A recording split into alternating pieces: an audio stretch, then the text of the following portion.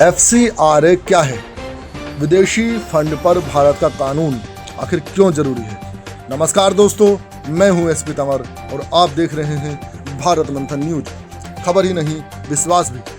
दोस्तों, आज हम बात करने जा रहे हैं एक ऐसे कानून की जिसका नाम आपने अक्सर NGO, विदेशी फंडिंग और सामाजिक संस्थाओं से जुड़ी खबरों में जरूर सुना होगा, FCRA। लेकिन सवाल है कि आखिर FCRA क्या है? विदेशी पैसा भारत में आता है तो सरकार उस पर नज़र क्यों रखती है? किसी NGO या संस्था को विदेशी पैसा मिले तो वह क्या उसे अपनी मर्जी से खर्च कर सकती है? और अगर नियमों का उल्लंघन हो जाए तो सरकार क्या कार्रवाई कर सकती है? आइए आज इन सभी सवालों का जवाब बिल्कुल आसान भाषा में समझते हैं। FCRA का पूरा नाम है फॉरेन कंट्रीब्यूशन रेगुलेशन एक्ट, यानी विदेशी अंशदान विनियमन अधिनियम।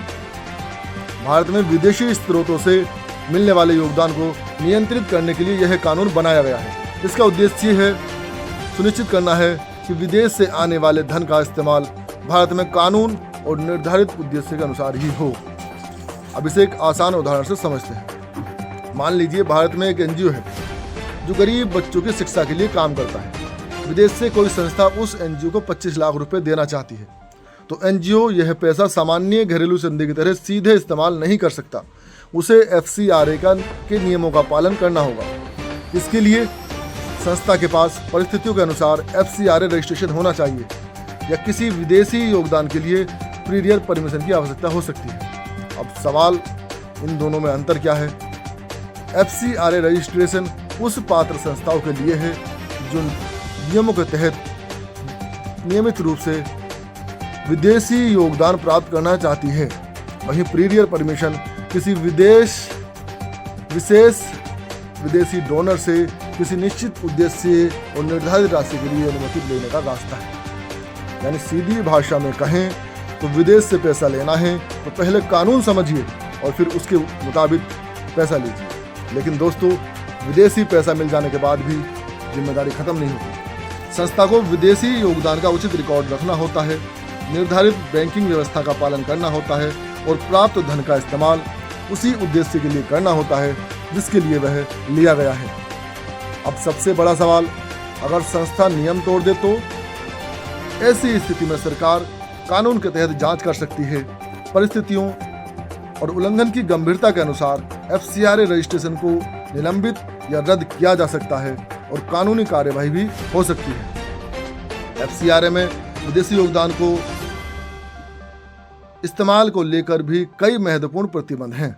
कुछ संस्थाएं राजनीतिक गतिविधियों से जुड़ी निर्धारित श्रेणियां विदेशी योगदान प्राप्त नहीं कर सकती, इसलिए केवल यह मान लेना कि NGO है, विदेश से पैसा ले सकता है, सही नहीं है।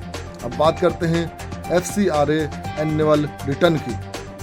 विदेशी योगदान प्राप्त करने वाली संस्था को निर्धारित नियमों के अनुसार अपने विदेशी फंड का हिसाब रखना होता है और आवश्यक वार्षिक रिटर्न दाखिल करना होता है। इसका मतलब यह है कि सवाल सिर्फ इतना नहीं है कि पैसा कितना आया, सवाल यह भी है पैसा कहाँ से आया, किस उद्देश्य से आया, किस खाते में आया, कहाँ खर्च हुआ और उसका हिसाब सरकार को दिया गया है या नहीं। यही FCRA की असली अहमियत है। और दोस्तों, एक बात बिल्कुल साफ समझ लीजिए, FCRA का मतलब यह नहीं है कि भारत में कोई NGO विदेश से पैसा नहीं ले सकता।